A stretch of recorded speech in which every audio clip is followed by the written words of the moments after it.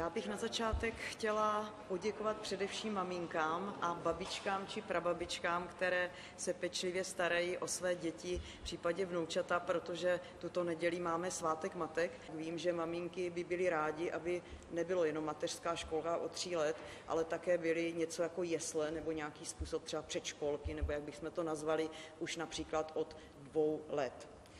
Já si vážím toho, když zákon umožňuje variabilitu.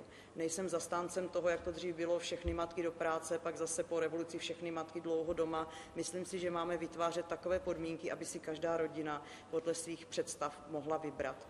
Ale na druhé straně dneska spoustě maminek, bohužel i tatínků, často brání v návratu do práce nedostatek míst v mateřských školkách. Já si myslím, že toto bude jedno ze zásadních témat komunální politiky, komunálních voleb na podzim. My vždycky dostáváme otázku, kde na to chcete vzít peníze. Já jsem na to hledala odpověď, než jsem si otevřela noviny a na první straně Mladé fronty Dnes bylo uvedeno: Praha se rozhoduje zrušit projekt Opencard, za který utratila 1 miliardu korun.